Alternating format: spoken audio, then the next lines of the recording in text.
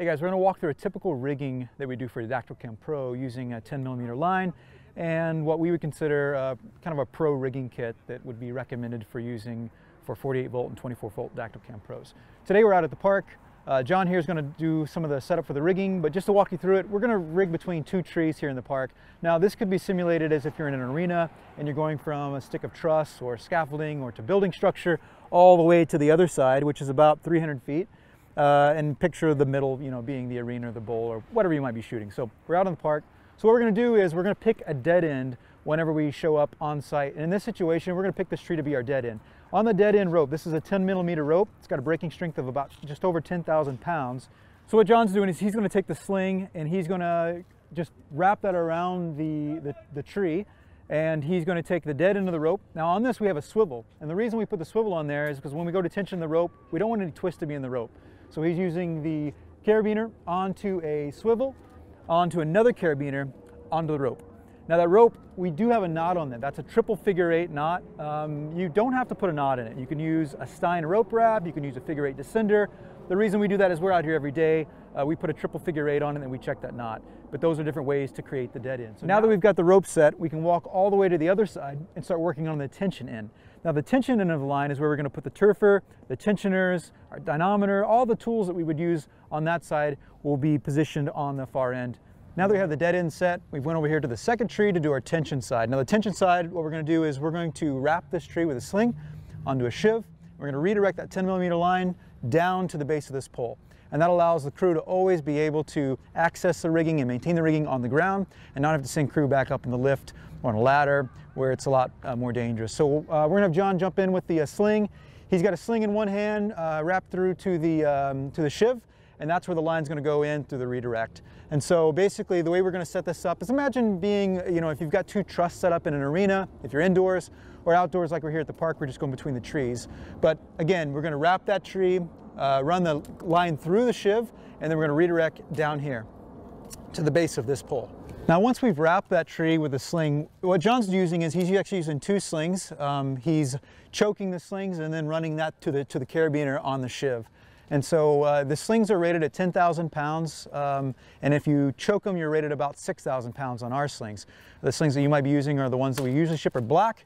We have greens, we have oranges, and then the black ones are a little nicer. Now that we have the shiv up, he's going to open that. Now that's a double locking shiv, and what's nice about that is it allows you to be able to open the shiv and then open once yet again, and that, when you go to close it, is a double locking mechanism, which we usually recommend. The Rock Exotica shivs are really nice.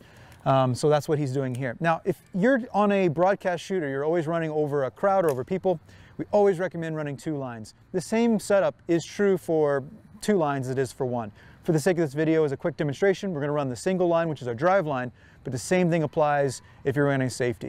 You would only run the safety 6 to 8 inches above your drive line, and you're ready to go. Now that they have that set up, the next thing they're going to do is they're going to run the line back down to the redirect. So we're redirecting off the tree, and we're going to run it, and we're going to put a sling around the base of this pole. And what that allows us to do is put the dynamometer on the sling, and then the turfer on the dynamometer. And the turfer, what it does is it allows the user to be able to easily tension the rope really quickly. And so, come here and I'll show you this. So basically what John's doing here is he's choking this column, and that allows it not to slip. Now you could put a basket on it depending on if you had something to hold it, but the choke here, we're rated plenty enough to be able to choke that sling and still put the rest of the devices on it, which makes it really easy to use. So now that we're here at the base of this pole, John's put a choke on the back of that sling, and that allows the sling not to slip. Once he puts the sling in, he's going to put a dynamometer at the base of this sling. The dynamometer is actually what reads the amount of force we're putting on the line. That goes on to two carabiners, and then that we hook on directly to our turfer. We're using a Tractel TU17, which pulls 2 tons on the amount of line. Now our lines are usually rated for a maximum pull of about 2,000 pounds. That keeps us safely within a 5-to-1 safety ratio on pretty much all of our rigging gear. Our line is actually rated at 10,000 pounds, so it's plenty of pull for the amount of weight we're going to put on most of our 48 volt systems.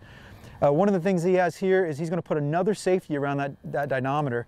And some people do, some people don't, but it's just another mechanism to easily attach to go around any of the devices that could have failure.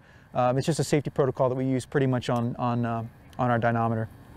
The next thing he's going to do is we're going to come up here and use this. This is called a figure 8 descender. So some users like to use a porta wrap line lock. So it's you just wrap the porta wrap. It's a great tool to use. It's just really big and bulky, and it's quite heavy. So one of the things we're going to do is I'm going to pull on this line, and if you come close here, what we're going to do is we're going to hold this line, and John's actually going to tie. He's not going to tie a knot. The knot degrades the rope. And so instead what we're going to use, we're going to use the figure 8 descender to actually thread the line through and allows us to really lock the line without tying a knot. Yeah, so what you're going to do is you're going to take the line in the figure 8, make a little loop here, and you'll pinch it. Take that loop, stick it through the figure 8. They're going to go left and right with that loop. So you'll spread it, go left, right, just around it. Separate those lines and you'll hold it there. From here, you're going to start your figure 8. So you're going to go across, back over the cross again. And then this is the most important side of it. You're going to take that line, snap it behind the figure 8. This locks the line between the figure 8 and itself and makes it so it doesn't slip. Then you continue your figure 8 from there. Take the figure 8, attach it to your tension side, and then I like to do a little safety at the end of this where I just stick it through, take a loop, stick it through the figure 8 like this, just like that. And then you're going to make just a little loop just through itself, lock it, go to the hook, pull it, acts as a safety between your lock here and this so it doesn't slip.